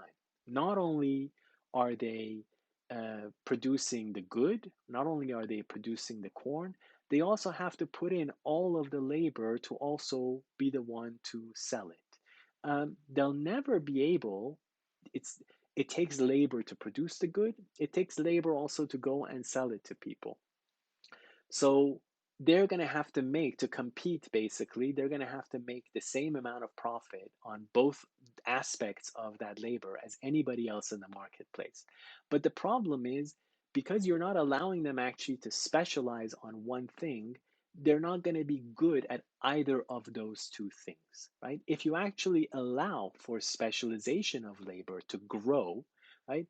Instead of having a fixed specialization of labor where somebody makes something from scratch to finish, if you can actually break down the process into different facets so that you allow certain groups of people to become better and better at doing one aspect of the process of production, then they will become more efficient at doing that one thing. As they become more efficient, it'll mean that they can essentially do the same thing at a lower cost, right? And if they're able to do that, what is the reality? Then the reality is that the pot grows actually for everybody in the society, right? This is what free markets would make available. If you actually allowed people to buy and sell freely, not only would supply and demand basically meet in an equilibrium, but through growing specialization of labor, through growing productivity, you would actually grow the supply to meet that demand. That's how the logic of the commodity itself works. That's how you go from something being an elite good to it becoming essentially something that almost everybody in the society can have, right? So this is what he's saying. We think that buying and selling when you're dealing with people's lives is actually will become some kind of a conspiracy. And that's why we have to put laws against it. Um, just as we might put laws against another kind of conspiracy, the conspiracy of witches. But Adam Smith's argument is there is no conspiracy, right? The problem is the fact that we're actually not allowing people to do what it is through their free exchanges uh, to make sure that supply and demand meet and to make sure that we grow supply through growing specialization of labor. Adam Smith also talks about the importation of corn and the exportation of corn and those bounties, trying to give uh, people um, money actually to export, which is what those mercantilist absolutist states were trying to do to make sure, like I said, because they thought of trade as being kind of like war. So, uh, on the importation of corn, Adam Smith says, look, our states are dead set in some ways against doing this, right? Um, again, because they think of trade like war. But what if you actually let importation of corn happen? Yes, you'll get some corn that will come in and compete with the corn that is being produced in your country. But the result of that will not actually be that uh, the people who are producing corn in your country are going to lose out. Quite the opposite.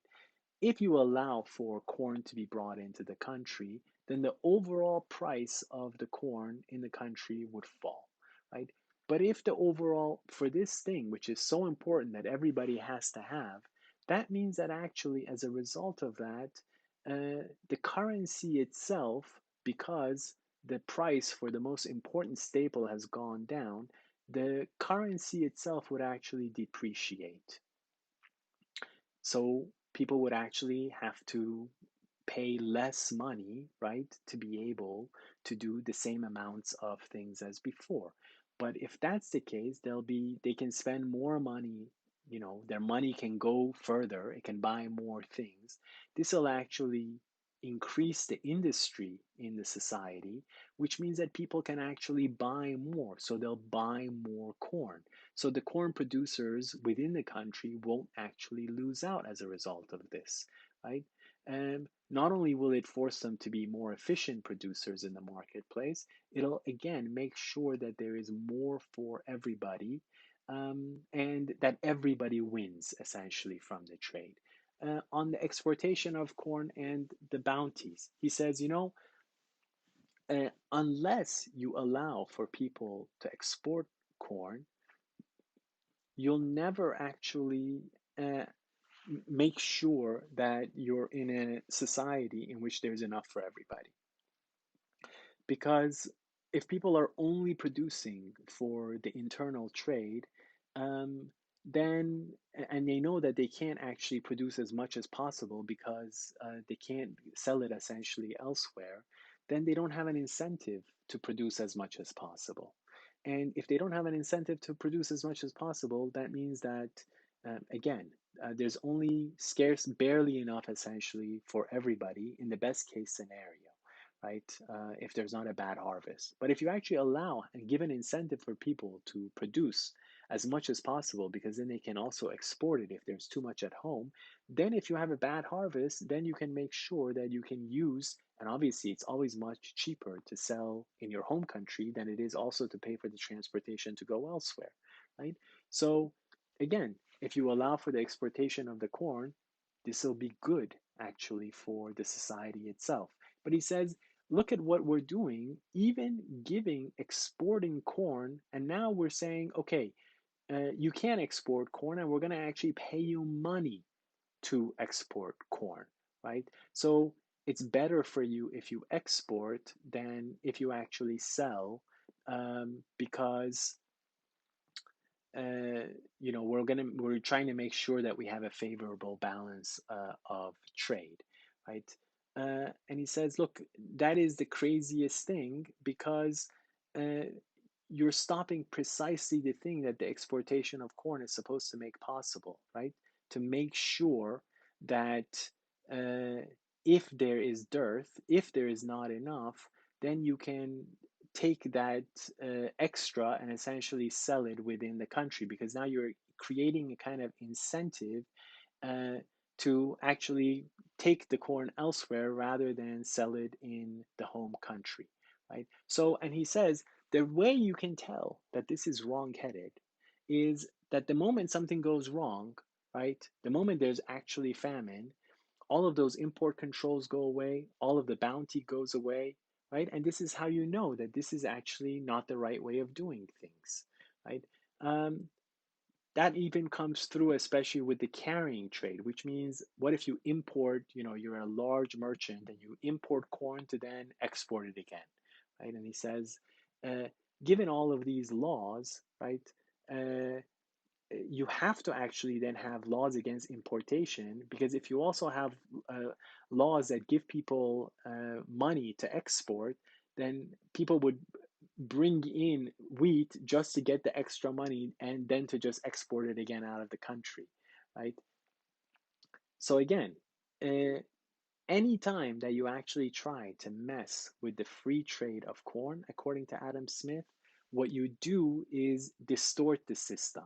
Whereas the best thing possible would be to make as much free trade of corn as possible, so that precisely the worry throughout all time, which is that if you had dearth in a certain area or if there was famine in a certain area, well, if we actually have a free trade between many different areas, and obviously different areas are subject to different climatic conditions, so you're not going to have famine everywhere at the same time. So if you just allow actually for the free trade, not only do we have more corn at the end of the day through the growing productivity of the marketplace, we can overcome the problem of famine and starvation once and for all, because we can make sure that there would be enough food to go from a place where there is not the problem of famine to a place where there is the problem of famine. And that's precisely what would happen because of the price effects, right? Because then there would be the prices would be higher there, and that's where the food actually would go, right? Okay, so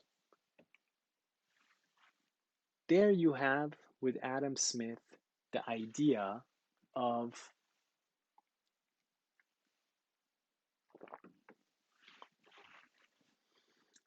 the marketplace and people's exchanges with each other as individuals in the marketplace as having its own laws, as having its own logic, right?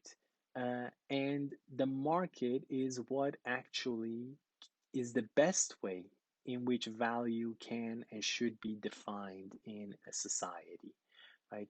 If you allow the market, which means the equilibrium between what people prefer and what people demand, and supply to meet, then you're going to, through growing specialization of labor, through growing productivity, you're going to get more and more of what it is that people themselves in the society actually want, right? So don't let value be defined by uh, God or how things are supposed to be done. Let people decide themselves what it is that they want, and then give people the freedom and give people the safety of knowing that if they work hard and they try to meet other people's demands, they can reap the fruits of their own efforts. Let the market decide who should do what. Let the market decide value through prices. Let the market decide people's specializations, right? Instead of having that defined through some notion of tradition or what God wants for people. Okay? So, remember we talked about in the scientific revolution, nature has its own laws. They can be mathematically described. That actually allows us to better predict, regulate, and control natural processes and make progress. Well, you have now this story from Adam Smith.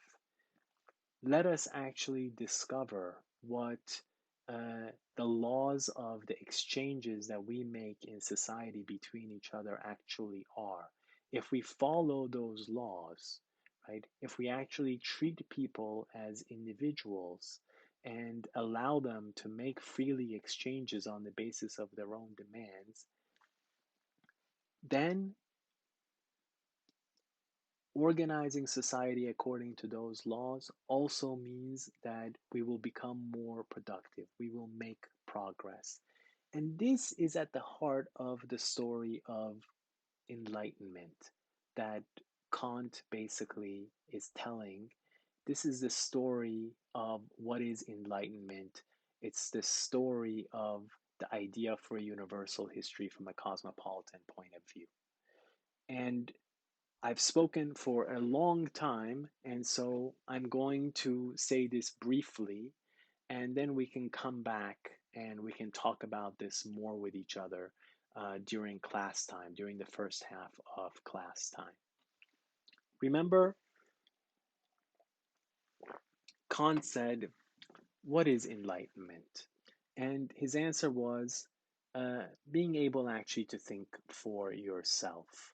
Um, but uh, he went on from there to say, how then do we actually make that possible in society, right?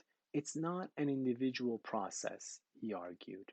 Um, for a society to be able to think for itself, individuals can't do it because if things are based as they are, usually on authority, on guardians, on authority figures doing the thinking for others, um, then not only do they have a vested interest to continue to monopolize people's minds, uh, people themselves will not ever actually make the change to thinking for themselves, right? So the process of a society thinking for itself, he says, has to be a public one.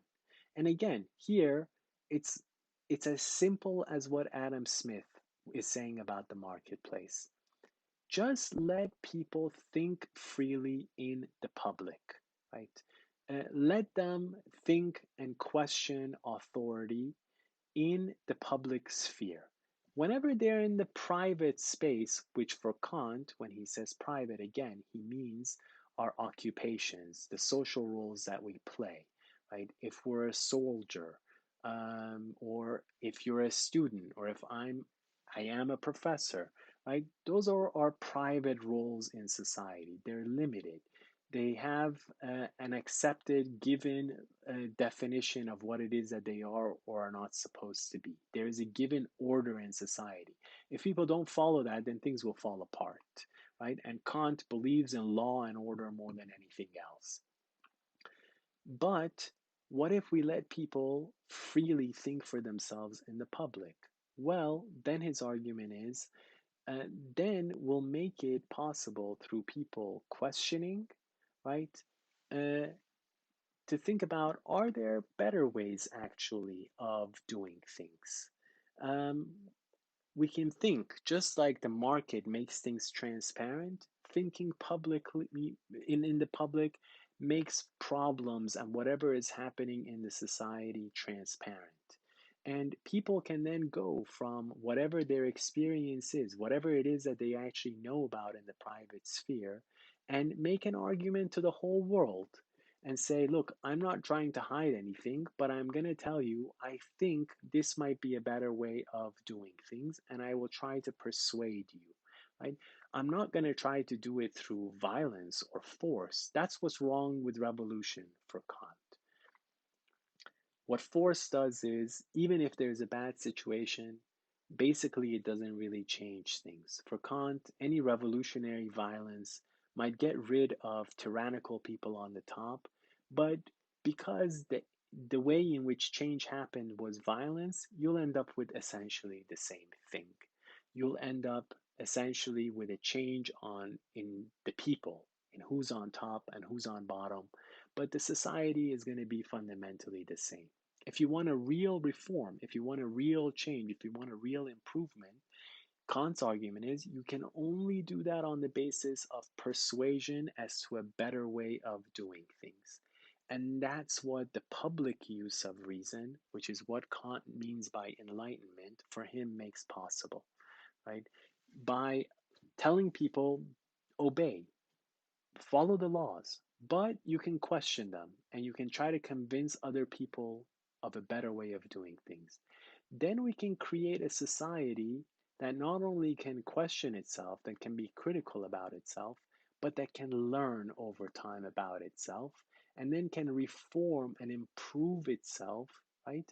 Can innovate instead of simply following tradition and authority. It can innovate, it can learn, it can do better, it can improve, right?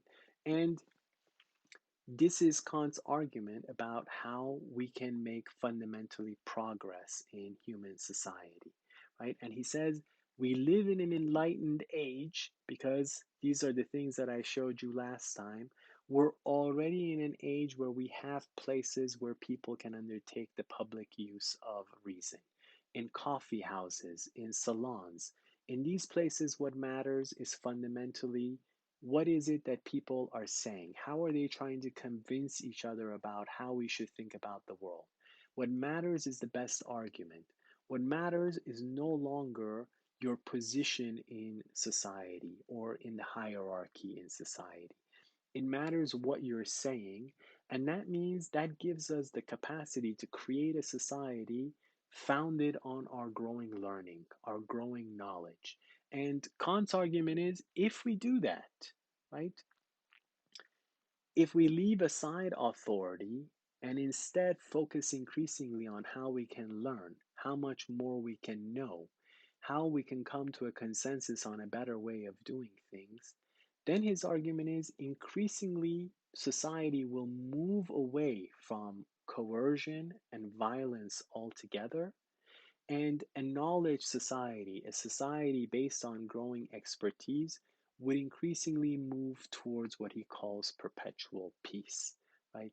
Because knowledge, like the knowledge that Adam Smith, for example, is talking about in about society and the marketplace, will mean that we'll organize society in the most productive way possible, right? According to laws that apply to everybody, and again, because the mechanism of reform and change is precisely persuasion rather than coercion or manipulation, then we are going to move towards perpetual peace. This is Kant's argument, right?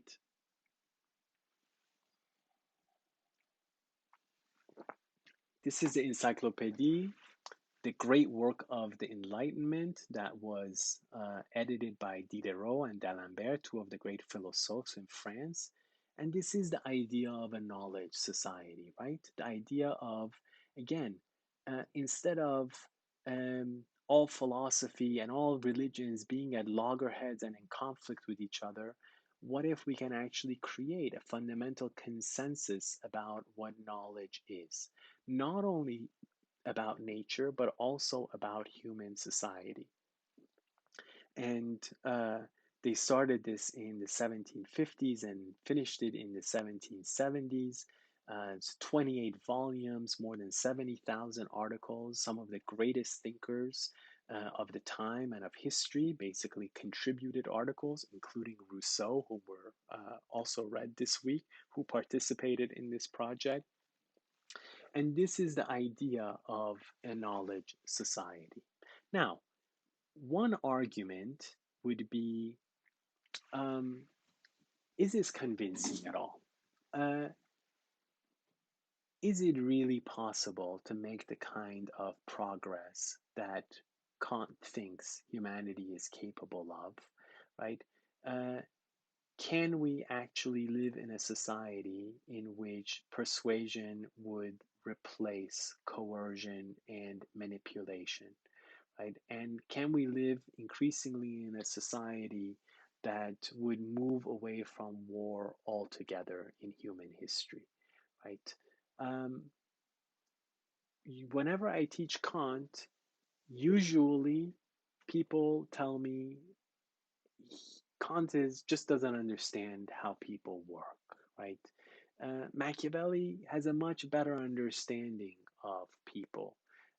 It's never going to be possible for us to make the kind of mutual progress that Kant claims is possible because at the end of the day, people, as Machiavelli said, are egoistic, they are selfish, they are competitive, which means there's no way actually to create organization and leadership in society except through authority, except through manipulation, right? You have to use fear. You have to use fear to get people on to do what it is that you want them to do, right? Because otherwise, again, as he said, as I'm interpreting him. Leadership is essentially a zero sum game, right? If you have it, other people want to take it away from you. If you try to be nice, other people are not nice, and that means you'll lose your power, right? So the only way, given people's egoistic and competitive behavior, the only way forward in terms of creating order and organization for a prince, for any leader, is fear and manipulation. Society cannot be organized in another way. Leadership cannot be established in any other way, right? And this is why Machiavelli would say people never change. Fundamentally, people are always the same. They're always these wretched people who are selfish and just looking out for themselves. And you have to know that if you're trying to create order and to lead them, right? That second essay that you had to read from Kant, right? Idea for a Universal History from a Cosmopolitan Point of View. In that essay, Kant is basically, in a way, talking back to Machiavelli. He's addressing precisely this issue of the competitive, egoistic character of human beings. Often, when I talk about Kant, uh, people think he thinks that human beings are somehow essentially good, and that's why they can make this mutual productive progress essentially together. But if you read Kant carefully, this is actually not his point of view, right? In one of the propositions, when he's talking about uh, how human beings need a master, he says it's because fundamentally human beings would do injury to others if they can benefit from it and get away with it. And then he says that's why they need a master, and then the problem is that master is also going to be a human being. It's going to be a Machiavellian actor. So that actor will basically want also to take advantage of other people for their own interests. So, how do we create a master for the master? This is the big problem, right? So, Kant doesn't think that human beings are somehow fundamentally good. Where he really differs from Machiavelli is that he fundamentally disagrees that human beings are always the same, that they can't change. He says what actually makes us different from animals, right? This is the first and second proposition. What makes us different from animals is that animals are defined by their instincts, but human nature is fundamentally different. Human nature, our rational capacity, means that we can actually think. We can actually shape our environment. We can learn, right? And he says there is an aspect of nature, of our human nature, which when you look at it, on first glance would seem to be the reason why everything is wrong in our society, why there's conflict and chaos, and there doesn't seem to be any forward movement of any kind, right? And he calls it our unsociable sociability, right? Unsociable sociability, if you look at it, is basically the same thing as what Machiavelli talks about as our competitive, egoistic behavior, except Kant talks about it in a very different way. He says, you know what, human beings have to be sociable. If we just were try to do everything on our own as individuals, we'd get absolutely nowhere. So we need to cooperate to do anything, right?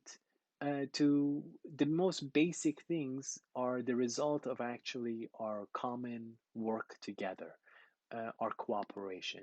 But we're not happy simply to be part of a crowd, right? We're not happy simply to uh, be part of a common endeavor. We're unsociable in the sense that we want to stand out. We want to be number one. We want people to think of us as being better than others, right? We are competitive. We're egoistic. We're selfish. But Kant says, look, this is not all. On the face of it, it looks horrible. And on the face of it, this is why we have all this conflict and chaos. And yes, it's also why we have so many Machiavellian actors essentially in the world. But Kant's argument is this is a double edged sword. It's also because we're so ambitious, because we don't just accept our situation, that we move away from being those animals, right, who are just cowards and who let other people do the thinking for them. We want something better. We want something different. So our ambition is also part of what pushes us out of our laziness and our cowardice, right? Uh, to try to be better. So on the one hand, our competitive aspect is not all bad because it pushes us to want to be better. On the other hand, yes, it also leads to all of the conflict and chaos that Machiavelli talks about, and all of the manipulative and coercive and violent behavior, and all the war that we experience. So there are these two aspects of this unsociable sociability. But Kant's argument is, what if we can organize that competition in such a way that instead of it being counterproductive, instead of it leading to a win lose scenario, which is basically what a war is, right? What if we can organize our competition in such a way that actually that competition becomes productive, mutually productive for everybody in the society, right? And his argument is this is actually what fundamentally enlightenment is about. The more we learn, the more we understand about ourselves, the more we learn how it is that we should organize society and organize the competition in the society so that it is good essentially for everybody. And this is where you clearly see the connection between Adam Smith and Kant. Because think about it, that is what market competition, as Adam Smith talks about it, is fundamentally about. Market competition, as he says, is not war, right? Market competition is about merit. Market competition is everybody follows the rules of the marketplace, right? Which, if a firm is outproducing you, you don't go and use tanks, right, to make sure that they can't function anymore. You try to become a more efficient producer. You try to produce essentially better things. And that means that market competition, because it functions according to universal rules that apply to everybody, that hold everybody accountable, and then rewards merit and effort, then that is the growing productivity actually that will be good for everybody. Even the losers in the market ultimately win because of its growing productivity. Right? This is the argument. And for Kant, who basically agreed essentially with Adam Smith with this vision of the marketplace. Uh, the public use of reason is the same thing. It's the perfect kind of meritocratic competition.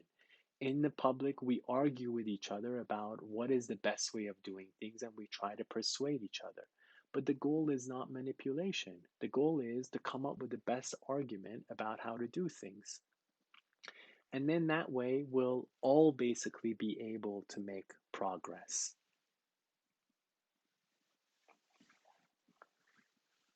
For Kant, this is the way in which all human society would be able uh, ultimately to make the kind of progress that he's talking about and move from uh, win lose scenarios of competition to win win ones by applying rules that hold everybody accountable and rules that apply universally ultimately to everybody based on our growing knowledge about society itself, about natural processes, right? Our growing expertise.